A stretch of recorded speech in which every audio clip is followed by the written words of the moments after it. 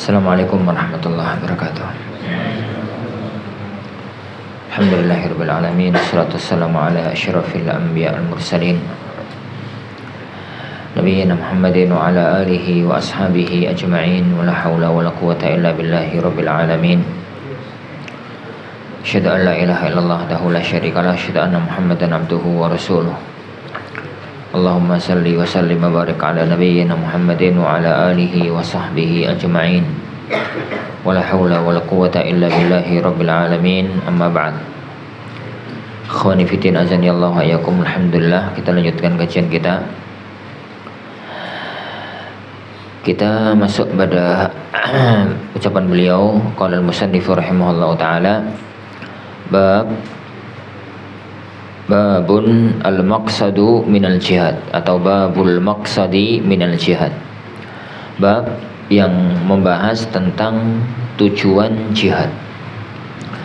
Setelah kita katakan kemarin, pada pertemuan yang kemarin, beliau menyebutkan tentang keutamaan jihad fisabilillah, dan bahwasanya jihad itu tetap berlangsung sampai hari kiamat. Beliau mengatakan bahwasanya di sini tentang al-maqsadu minal jihadi, tujuan adanya syariat jihad fisabilillah. Jihad di sini dalam arti khusus, yaitu jihad dalam arti perang, yakni perang senjata melawan orang-orang kafir. Qala ta'ala, Allah Subhanahu wa ta'ala firman, wa qatiluhum hatta la takuna fitnatu wa yakuna ad-dinu kulluhu lillah. Wa qatiluhum, dan perangilah mereka orang-orang kafir, hatta la takuna fitnatun, sehingga tidak ada lagi fitnah, wa yakuna ad-dinu kulluhu lillah, dan semua agama itu dan agama ini semuanya hanya untuk Allah Subhanahu wa ta'ala semata. Wa an Sahal ibnu Sa'ad, dan dari Sahal ibnu Sa'ad radhiyallahu anhu, anna Rasulullah, bahwasanya Rasulullah sallallahu alaihi wasallam qala, la u'tiyanna ar-rayata ghadan, sungguh besok aku akan memberikan bendera panglima perang, jadi bendera untuk memimpin pasukan perang, bendera panglima. Ghadan, besok, rajulan, kepada seseorang yang yaftahullahu ala yadayhi, yang Allah akan memenangkan perang Khaybar ini, yakni pada kedua tangannya atau dengan dirinya. Qala fabatan nasu yadukuna lailatahum ayyuhum yu'taha, yakni maka orang semalaman itu membicarakan, mendiskusikan, yakni ayyuhum yu'taha, siapa di antara mereka yang akan diberikan yakni bendera perang tersebut. Falamma asbahan nasu ghadaw ala Rasulillah, maka tatkala pagi hari mereka pun, yakni maka tatkala orang-orang itu masuk pagi hari, orang-orang itu pun segera berangkat menghadap Rasulullah sallallahu alaihi wasallam, kulluhum, semuanya, yarju ayyu'taha, masing-masing, yakni kulluhum yarju ayyu'taha, masing-masing itu kepingin yakni untuk diberi, yakni dia yang diberi bendera panglima perang tersebut.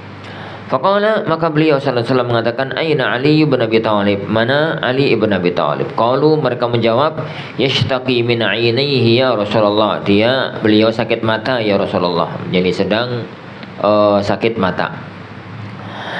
Qala, maka beliau mengatakan, fa arsilu ilaihi fa'tuni bihi, jadi utus orang untuk mendatangkan dia ke sini. Falamma jaa, tatkala Ali itu datang, basaqa fi ainaihi, beliau sallallahu alaihi wasallam meludahi kedua matanya, wa ta'alahu, dan beliau jadi mendoakan kepada Ali, untuk Ali.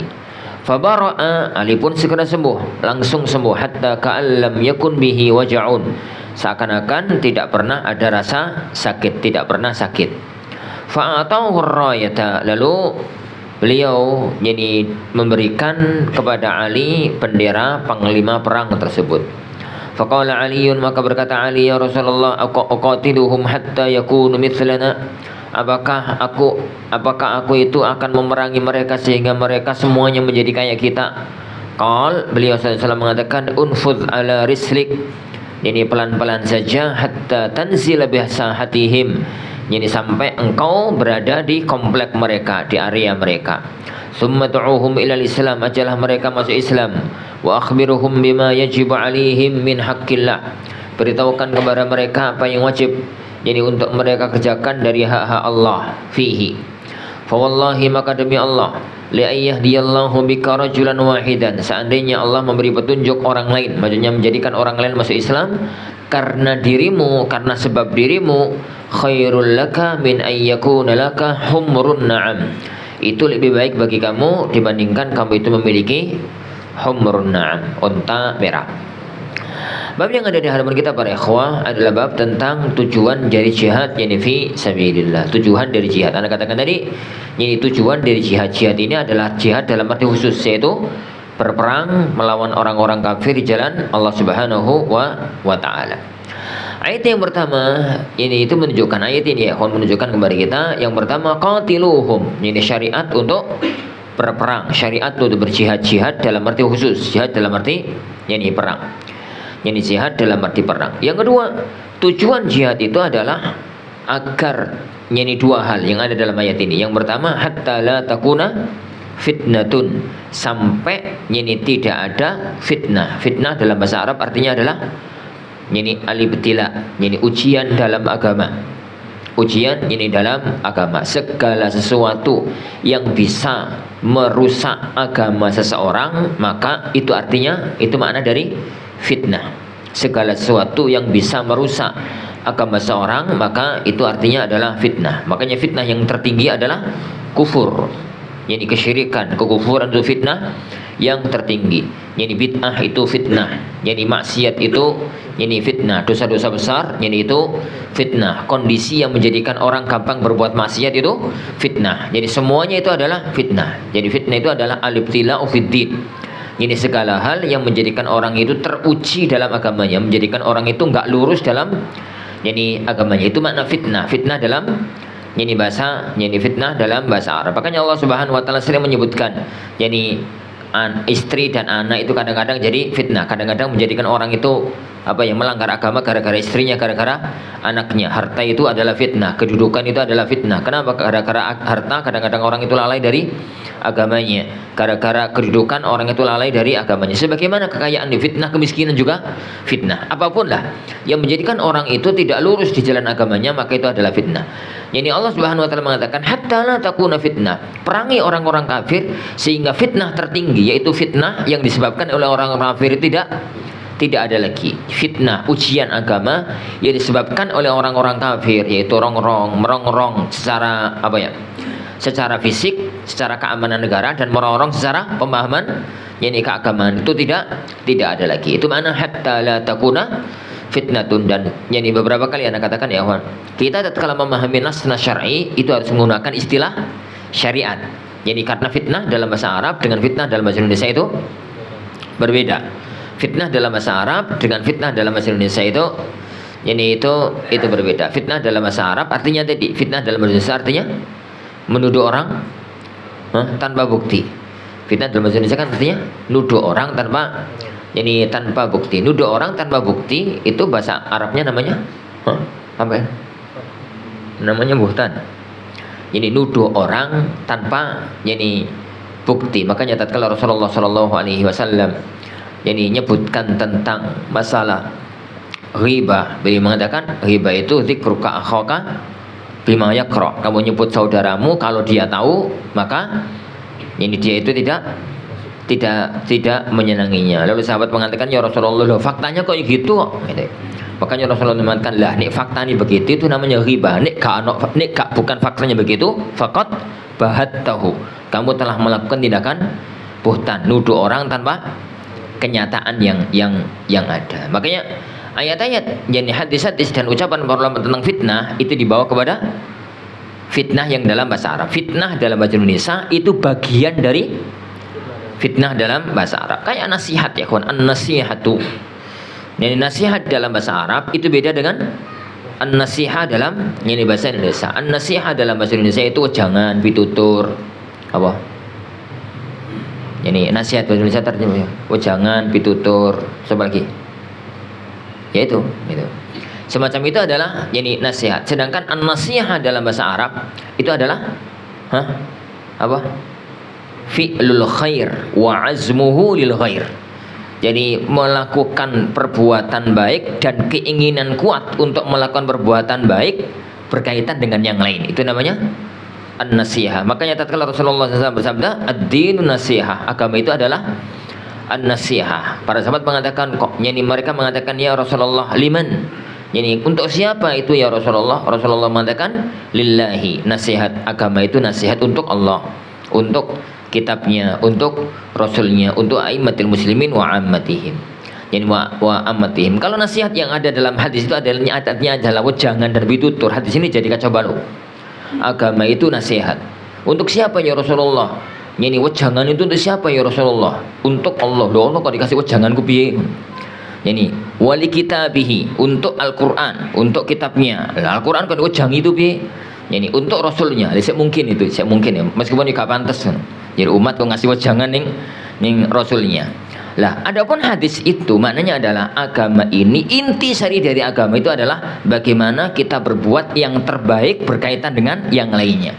Makanya kalau kemudian Rasulullah ditanya, loh untuk siapa saja ya Rasulullah? Untuk Allah. Bagaimana kita itu berbuat yang terbaik yang berkaitan dengan Allah?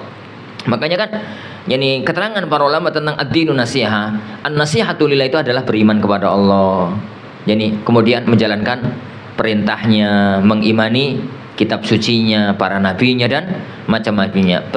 An-nasihah untuk kitab Al-Qur'an artinya adalah mengimaninya, membacanya, mempelajarinya, mengamalkannya dan macam-macamnya. Kenapa? Ya karena mempelajari, membaca, mengamalkan, mendakwakan itu adalah perbuatan baik yang berkaitan dengan Al-Qur'anul Karim. Dan itu makna. Ya, adapun nasihat yang itu pitutur wejangan itu benar, bagian dari nasihat pada poin yang ke terakhir dan sebelum terakhir, yaitu nasihat untuk siapa? Pemimpin kaum muslimin dan nasihat untuk seluruh kaum mukminin. Itu gambaran mudah dan contoh-contoh yang semacam itu sangat banyak. Jilbab dalam bahasa Arab beda dengan jilbab dalam bahasa Indonesia. Tatkala Allah Subhanahu wa taala berfirman, yudnina 'alaihinna min jalabibihinna. Hendaknya kaum wanita muslimah itu yudnina 'alaihinna min jalabibihinna, menjulurkan jilbab mereka. Jilbab yang ada dalam ayat ini itu bukan jilbab dalam bahasa Indonesia. Jilbab dalam bahasa Indonesia itu artinya kerudung, penutup kepala. Jilbab dalam bahasa Arab itu pakaian yang menutupi ujung rambut sampai ujung kaki.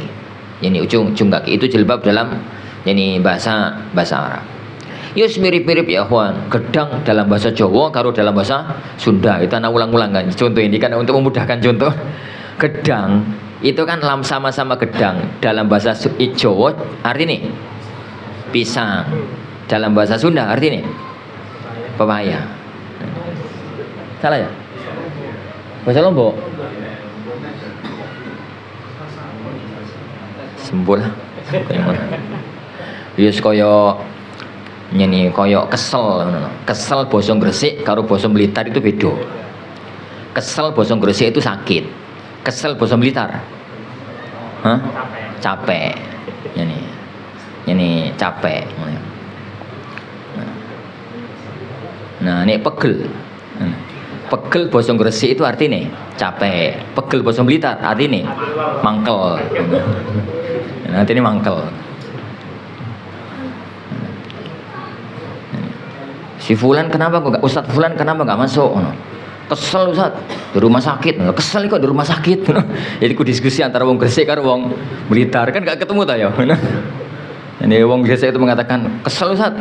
Loh, di mana kesel kok gak masuk? Di rumah sakit Ustaz. Lah kesel kok di rumah sakit? Lenggih Ustaz, masuk kesel gak di rumah sakit. Karena yang satu wong Gresik, yang satu wong Blitar. Wong Blitar ini bingung tadi. Kesel kok di rumah sakit apa? Ala kulin. Ya mirip-mirip dengan itulah ya, kawan. Itu fitnah gitu ya, itu fitnah. Sehingga sebuah kelucuan ilmiah itu adalah tatkala ada orang terfitnah dalam bahasa Indonesia, itu membawakan ayat al-fitnatu asyaddu minal qatl. Kamu itu jangan fitnah saya. Ingat ya, fitnah itu lebih kejam dibandingkan pembunuhan. Itu gak connect plus itu. Antara yang dibahas dengan ayat itu plus gak connect. Dimo. Hatta la takuna fitnatun, sampai tidak ada lagi fitnah. Perangilah orang-orang kafir itu sehingga mereka tidak menimbulkan masalah-masalah keagamaan terhadap kaum mukminin. Itu tujuan yang pertama. Tujuan yang kedua, wa yakuna ad-dinu kulluhu lillah. Dan agama ini ad-din kulluddin itu ya akidahnya, ibadahnya, muamalahnya, hukumnya, akhlaknya dan macam-macamnya. Ini beda antara kulluddin dan ad-dinu kullu. Itu beda sekali. Jadi bahasanya Allah itu wa yakunuddinu, agama ini adalah kullu, semua yang ada dalam agama ini, akidahnya, ibadahnya, muamalahnya, hukumnya, akhlaknya, tazkiyatun nufusnya dan macam-macam, semuanya itu hanya untuk Allah Subhanahu wa taala. Ini isyarat dari ayat ini sangat tegas bahwa jihad itu tujuannya adalah untuk menegakkan agama, sehingga tidak ada lagi yang bisa mengganggu agama seseorang. Nah, adapun hadis yang ada dalam Sahihain dari Sahal bin Sa'ad ini adalah tentang peristiwa perang Khaybar. Jadi peristiwa perang Khaybar, untuk semua tahu dalam sejarah bahwasanya perang Khaybar itu adalah pertahanan terakhir orang-orang Yahudi. Jadi mereka itu mempunyai 5 lapis benteng gitu ya. Lapis pertama jebol, lapis kedua jebol, lapis ketiga jebol, lapis keempat jebol. Tinggal benteng terakhir. Ini kalau dalam bahasa kerajaan Islam, kerajaan Jawa pada zaman dulu itu area kedaton, area intinya ini jebol berarti hancur sudah. Tinggal area terakhir dan itu sulit untuk dihadapi. Maka Rasulullah SAW mengumumkan bahwasanya besok akan melakukan penyerangan tahap akhir. Lalu beliau mengatakan, la'utiyanna ar-rayata ghadan rajulan yaftahullahu ala yadayhi. Yani sungguh besok hari, besok pagi, aku akan serahkan ar-raya. Ar-raya itu bendera, yani pasukan yang dipegang oleh panglima. Jadi aturan perang pada waktu itu, jadi satu pasukan itu harus punya bendera, dan yang megang bendera itu berarti panglima perang. Bendera nggak boleh jatuh. Kalau jatuh berarti kalah. Jadi kalau jatuh itu berarti kalah. Lah, pembawa bendera itu, itu adalah panglima perang. Kata beliau sallallahu alaihi wasallam, yani bendera panglima perang ini aku akan serahkan besok kepada seseorang yang yaftahullahu ala yadayhi, yang Allah akan memenangkan kaum muslimin dengan perantaraan orang tersebut. Dalam riwayat yang lain, yang tidak disebutkan oleh beliau di sini, yang Allah akan memenangkan kaum muslimin melawan orang-orang Yahudi di Khaybar besok, dan dia itu orang yang dicintai oleh Allah, orang yang cinta kepada Allah dan Rasulnya, dan dicintai oleh Allah dan Rasulnya. Jadi sifatnya itu dua. Dia besok perang Khaybar itu menang di bawah kepemimpinan orang itu. Yang kedua sifatnya adalah dia itu mencintai Allah dan Rasulnya. Yang ketiga, dia itu dicintai oleh Allah dan Rasulnya. Yang mencintai Allah dan Rasulnya itu wakeh, tapi yang memastikan diri cintai oleh Allah dan Rasulnya itu yang nggak bisa dipastikan. Akhirnya kan semua orang itu ribut semalam itu. Fabatan nasu yadukuna lailatahum ayyuhum yu'taha. Malam harinya itu kan pengumumannya itu sore hari, dan akan ditetapkan Rasulullah besok hari. Malam harinya itu ribut para sahabat. Kok ribut dalam arti tengkar ya, diskusi, bahas gitu ya. Siapa yang kira-kira besok akan mendapatkan anugerah besar, diserai bendera perang. Dan salah satu di antara politik syar'inya Rasulullah sallallahu alaihi wasallam. Jadi beliau tidak pernah menetapkan satu orang sebagai pemimpin tunggal. Maksudnya ya kawan, beliau itu tidak pernah menjadikan dalam sejarah perjuangan Rasulullah SAW sejak di kota Madinah sampai akhir kehidupan beliau itu tidak pernah menjadikan orang menjadi sosok tunggal. Perangkat perang, panglimanya mesti wong itu nggak pernah. Setiap kali beliau itu kalau mau berangkat perang itu kan mesti menentukan panglima. Kalau Rasulullah itu kan pangtinya, panglima tingginya, pengendalinya. Adapun yang mengatur strategi perang, yang mengendalikan pasukan di lapangan itu ya kalau bahasa perang wong Jawa itu Rasulullah itu rajanya, sedangkan panglima itu kan senopati agungnya yang langsung terjun lapangan. Kadang-kadang Raja gak pati sakti, tapi sing sakti itu panglima Raja kadang-kadang nggak ngerti apa-apa, tapi kan ada di lokasi. Ada yang langsung dipimpin oleh beliau kayak perang Badar gitu ya. Tapi sering kali pasukan itu panglimanya itu diserahkan kepada orang lain. Itu yang pertama, menentukan panglima perang. Yang kedua, menentukan PLT Madinah, PCS misalnya ya, PLT ya. Jadi pemimpin kota Madinah selama ditinggal oleh beliau. Dan ini tuh nggak pernah sama. Sekarang berangkat ditinggal beberapa waktu, sebulan 2 bulan gitu ya, yang ditunjuk kamu yang menjadi pejabat pengendali kota Madinah. Yani keberangkatan besok ganti lagi, keberangkatan yang ketiga ganti lagi. Panglima perang juga begitu, selalu digonta-ganti oleh Rasulullah Shallallahu Alaihi Wasallam. Satu yang kita ambil faedah ya, yang diambil faedah oleh Rasulullah, oleh kita, agar tidak ada keterikatan antara kaum muslimin dengan satu sosok. Jadi jangan sampai, ini disebutkan oleh para ulama dalam siasat syariah, jangan sampai ada satupun kaum muslimin yang punya berpikir, wis pokok ini perang gondowongiku kalah paling. Ini ngene kapan sing ngatur gak iku kalah paling. Jadi selalu dirombak oleh beliau dalam kadang-kadang ini, kadang-kadang itu, kadang-kadang ini, kadang-kadang itu, untuk menunjukkan bahwasanya kekuatan itu ada di tangan Allah. Siapapun yang yang mengendalikan, yang penting mempunyai kemampuan, maka mesti yang akan ditolong oleh Allah Subhanahu wa taala. Jadi karena ini terlalu lama ya, Juan. Selalu orang yang sama itu kadang-kadang pemikiran itu muncul. Makanya ini kebijakan itu tatkala kemudian diganti oleh Abu Bakar Siddiq radhiyallahu an. Abu Bakar Siddiq kan melihat ya kebijakan yang ada tatkala itu, panglima perang selalu diserahkan kepada Khalid.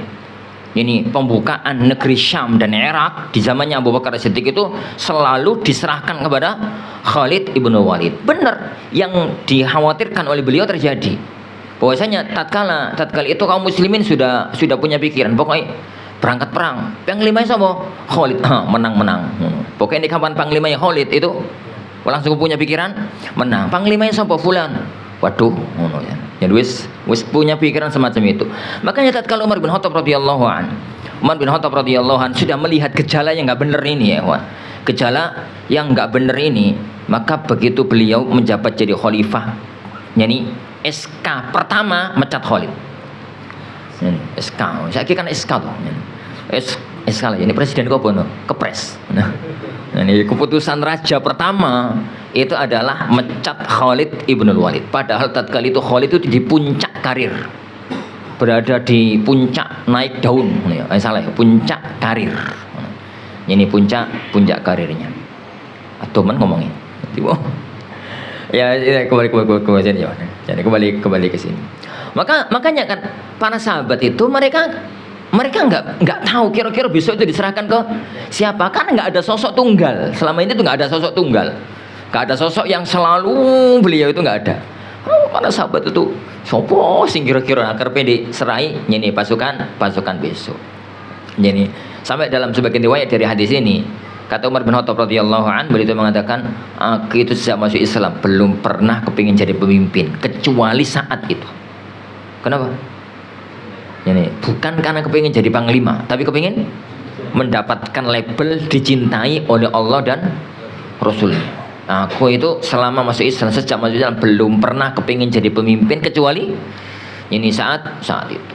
Ya makanya pagi-pagi itu nggak ada yang absen ya, semuanya itu ini datang. Jadi kata dalam sebagian riwayat itu tuh Umar itu datang paling isu, menempati posisi yang kira-kira Rasulullah ada di depannya. Ini kira-kira Rasulullah di depannya. Begitu Rasulullah SAW datang, Umar itu kan badannya wis gede dhuwur toh. Sewong aja nonjol kan diri ben ketok tapi kan. Ini ben ketok, tapi kan gak jaluk ya. Ini tapi kan dan gak jaluk. Rasulullah SAW datang, lalu beliau mengatakan, Ali bin Abi Thalib ada di mana? Aina Ali bin Abi Thalib. Memang nasib kan uno ya, sing gak teko itu malah dicari. Ini sing gak teko itu malah dicari oleh Rasulullah SAW. Ali tatkala itu sakit mata. Yani dari awal perang Khaybar itu beliau beliau itu ikut perang, tapi begitu mau gerbang atau benteng terakhir beliau itu malah sakit mata. Yani para sahabat mengatakan sakit mata ya Rasulullah. Dalam sebagian riwayat sakit satu mata, dalam sebagian riwayat sakit dua-duanya. Beliau yang diriwayatkan yang beliau nukil di kitab ini itu yang sakit dua-duanya. Itu satu kejadian. Perbedaannya semacam ini nggak membuat cacat hukum dari hadis. Kenapa? Nggak ngefek kepada hukum, nggak ngefek kepada hukum. Rasulullah SAW mengatakan dipanggil pada waktu datang itu, jadi matanya diludahi oleh Rasulullah SAW, yang sembuh. Ini salah satu di antara kemukjizatan beliau SAW dan keberkahan fisik apa? Beliau sallallahu alaihi wa ala alihi wasallam. Kemudian ini bendera perang itu, bendera sebagai panglima perang besok diserahkan oleh Rasulullah kepada Ali ibn Abi Thalib. Lalu Ali bertanya kepada beliau, Rasulullah, aku perangi besok ini bagaimana? Bagaimana caranya aku memerangi besok? Rasulullah SAW mengatakan, jangan gerasa gerusu tatkala perang besok.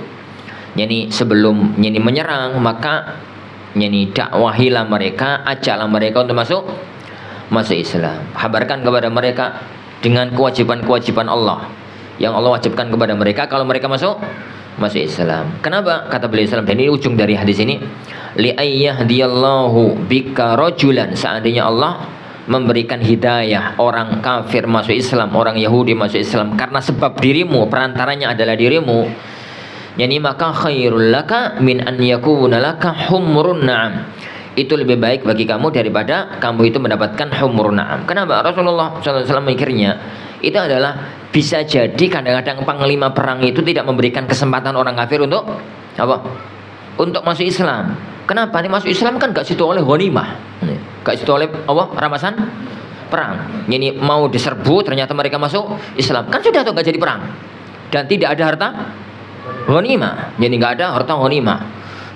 Lah khawatir itu terjadi, maka beliau mengatakan, seandainya ada satu aja orang yang masuk Islam, maka itu jauh lebih baik daripada engkau mendapatkan humrun na'am. Humrun na'am itu adalah simbol kekayaan yang paling tinggi di zaman itu.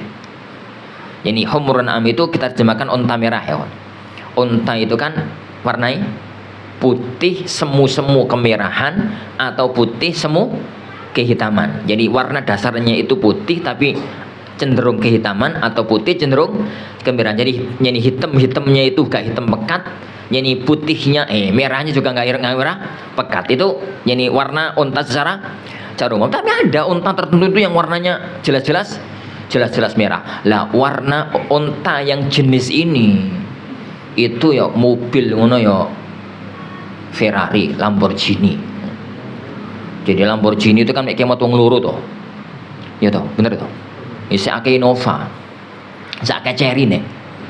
Ini Lamborghini karo Cherry akeh ndi? Lah Cherry sik 1 2 3 4 5 sik 8. Lamborghini mek kemot wong loro. Tapi Lamborghini siji didol oleh Cherry sak alun-alun. Lamborghini berapa regane? 5 toh. 5M toh. 5 sampai 6M. 5M untuk ono Cherry lah. Untuk alun-alun, gak sedeng alun-alun sedaya. Ini gak sedeng alun-alun sedaya. Dalam arti ya, sama-sama mobil, sama-sama bensin, sama-sama disetir, sama-sama ono bane. Tapi kan beda antara Lamborghini dengan Cherry. Unta juga begitu. Unta merah ini ya, sama-sama unta, sama-sama makan rumput, sama-sama minumnya air, sama-sama melaku, Tapi itu adalah apa ya? Kebanggaannya orang kaya. Nih orang kaya itu duwe Lamborghini bener. Wis duwe unta merah, iku sudah kesebut apa ya? Orang yang amat sangat kaya, lambang kekayaan yang ada di zaman itu. Kalau sekarang kita lambang kekayaan itu mobil ya? Salah ya? Mobilnya opo ngono ya? Salah ya? Ini Sahroni kan jam yo. Gua kes politik. La yahdiyallahu bika rajulan wahidan khairul laka min an yakuna laka humrun na'am. Ini humr an-na'am. Makanya di zaman itu ya, orang itu tidak mungkin bisa mempunyai humrun na'am kecuali raja atau putra mahkota di zaman itu. Ini di zaman itu. Jadi ini kan Rasulullah SAW, jangankan ghanimah. Ghanimah itu piro toh? Seandainya ada satu aja masuk Islam, jauh lebih baik daripada mendapatkan humrun na'am. Dan di zaman itu gak mungkin perang terus oleh ghanimah. Humrun na'am itu gak mungkin. Itu mustahil di zaman itu terjadi. Intinya perang itu bukan untuk mendapatkan ghanimah. Perang itu bukan untuk gengsi-gengsian. Perang gitu ya. Perang itu adalah bagaimana jihad itu adalah bagaimana orang itu masuk ke dalam agama Islam. Itu yang dimasukkan dalam hadis ini. Wa an Abi Musa, dan dari Abu Musa Al-Asy'ari radhiyallahu anhu qala Ja'a rajulun ila nabi, yani ja'a rajulun ila nabi, ada seorang yang datang kepada Nabi sallallahu alaihi wasallam. Faqala ya Rasulullah, mal qitalu fi sabilillah? Apa itu yang dinamakan dengan qital fi sabilillah, berperang di jalan Allah?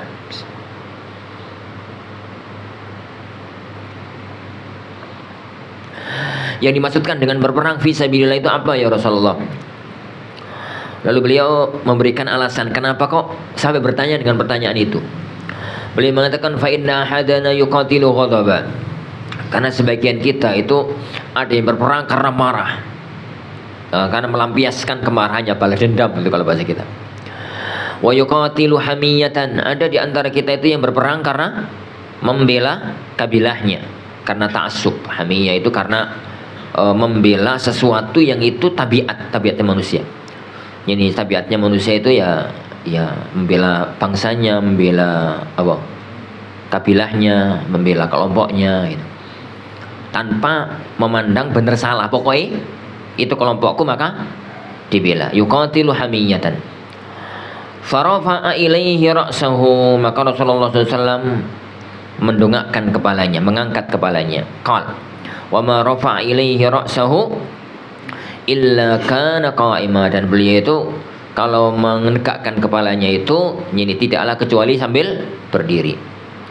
Faqala, maka beliau mengatakan sallallahu alaihi wasallam, man qatala litakuna kalimatullahi hiyal ulya fahuwa fi sabilillahi azza wa jalla. Barang siapa yang berperang, yang berjihad, tujuannya adalah agar kalimat Allah tegak di muka bumi, agar kalimat Allah adalah yang tertinggi, fahuwa fi sabilillah, maka dia itu adalah yang berperang fi sabilillah. Hati ini jelas ya, Allahu yani wa yakum. Orang itu secara bungkus luar sama-sama berperang, tapi Allah melihatnya dari sisi batin. Karena Allah melihat amal perbuatan itu dari dua sisi, zahir sama batin. Sedangkan manusia melihat apa-apa dari satu sisi ini zahirnya. Makanya Rasulullah mengatakan innallaha la yanzuru ila suwarikum wala ila ajsamikum. Allah itu enggak melihat kepada bentuk kalian, pada jasad kalian, walakin yanzur ila qulubikum wa amalikum. Yang Allah lihat adalah hati dan amal. Hati itu ya urusan batin, amal itu urusan zahir. Kita sebagai manusia yang mampu kita lihat adalah sisi zahirnya. Adapun urusan batin adalah urusannya Allah Subhanahu wa ta'ala. Yang Allah lihat itu zahir dan batinnya. Yang pertama zahir. Zahir ini yang kita kendalikan dengan hukum fikih. Zahir ini ya ikhwan, yang kita mampu menilai. Lah, tatkala kita menilai, maka kita menilai dari kajian zahir, dan kajian zahir itu kajian fikih. Salat itu bener apa ora? Itu dari sisi zahirnya. Yani puasanya itu bener apa ora? Jihadnya itu bener apa ora? Itu dari sisi zahirnya, standar hukum zahir. Yang kedua ya ikhwan, yang kedua adalah standar batin.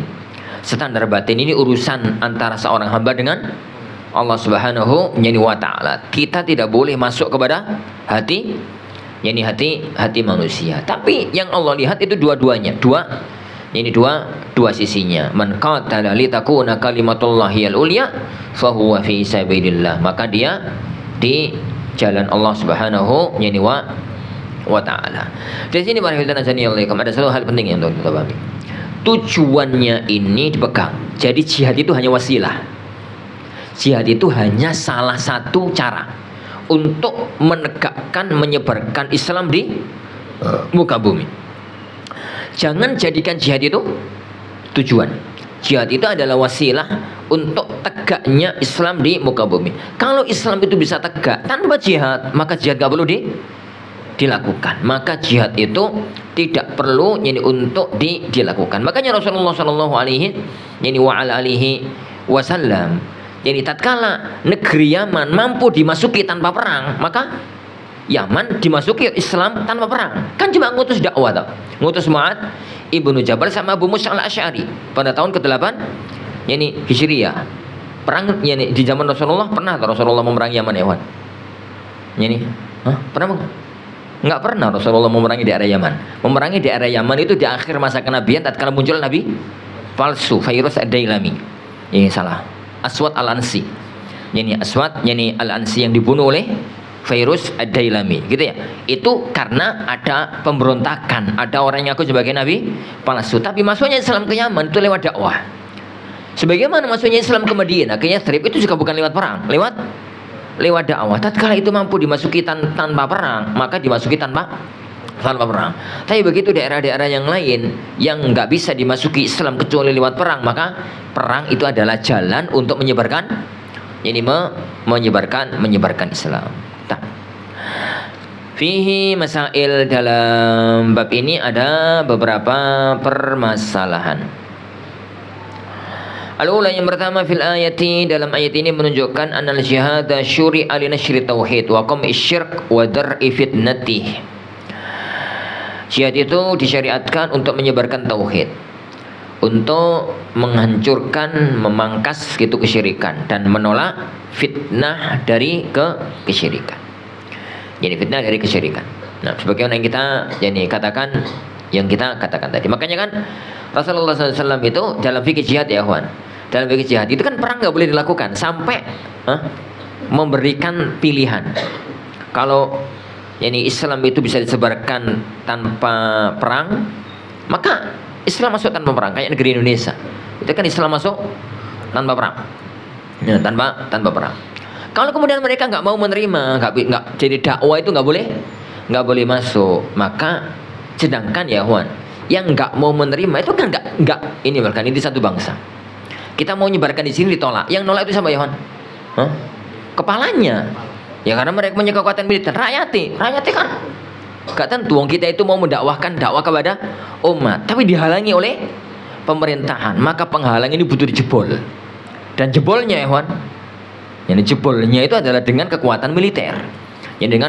Maka tatkala itu baru kemudian satu sarana untuk jebol penghalang dakwah ini kita kerahkan, yaitu lewat jihad, lewat perang, fi sabilillah. Meskipun begitu, perang itu nggak langsung perang, tapi fikihnya adalah ditawarkan 3 hal. Diberi tawaran 3 hal. Makanya kan nggak boleh perang sampai ada utusan kaum muslimin datang ke mereka menawarkan 3 hal. Yang pertama, kalian masuk Islam. Kalau kalian masuk Islam, sudah, kami akan tinggalkan kalian.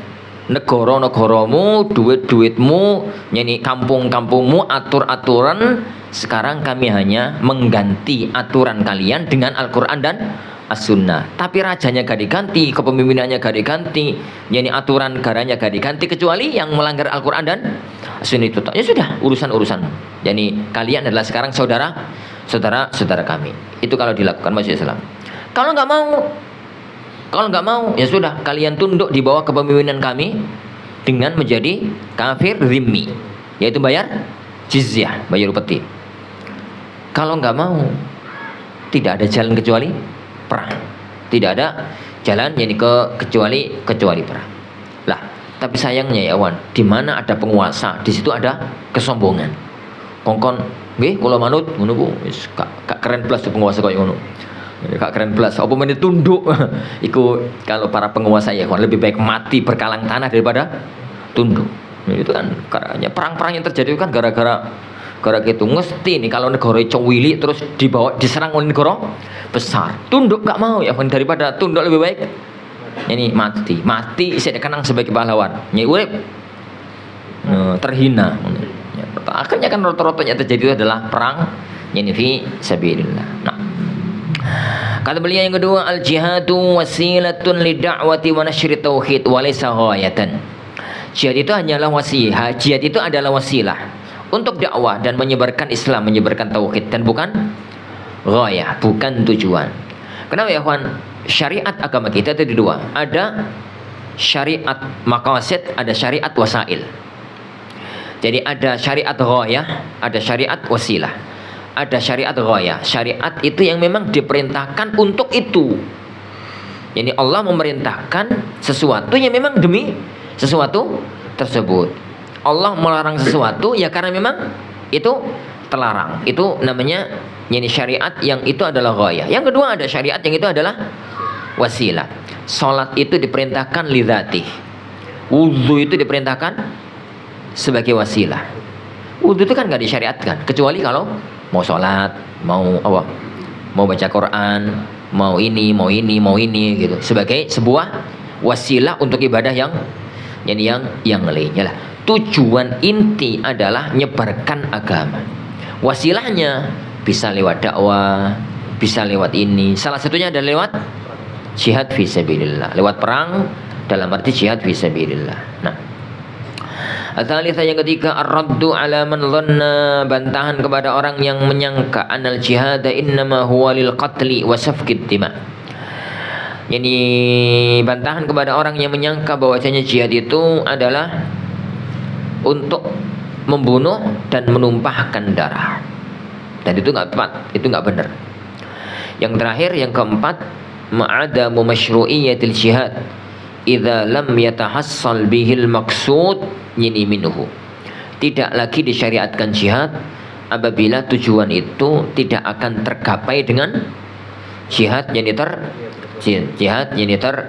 tersebut. Tidak ada syariat untuk berjihad ya kawan, apabila memang yang itu bisa digapai dengan yang lain, atau kalau seandainya perang juga nggak akan ada manfaat dari tujuan tersebut. Ya, karena jihad itu wasilah, yang dikejar adalah ini tujuannya kawan.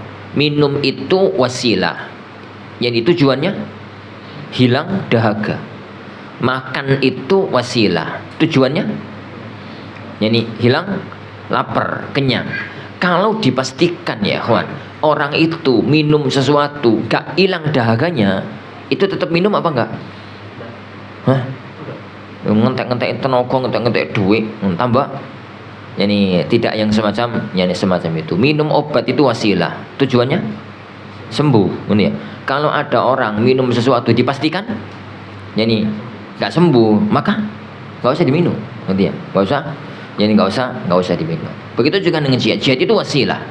Yani apabila sudah bisa tercapai dengan yang lain, maka lakukan dengan yang lain. Apabila yani tujuan yang nggak akan tercapai, dipastikan nggak akan tercapai, maka syarat jihad itu tidak ada. Yani tidak ada. Wallahu alam. Tapi insyaallah subhanahu wa ta'ala yang kita pelajari, insyaallah kita lanjutkan pada waktu yang akan datang. Bi'idzni rabbina tabaraka wa ta'ala. Kita akhiri majelis kita. Subhanakallahumma wa bihamdika asyhadu an la ilaha illa anta astaghfiruka wa atubu ilaik. Wassallallahu wasallam wa baraka ala nabiyyina Muhammad. Assalamualaikum warahmatullahi wabarakatuh.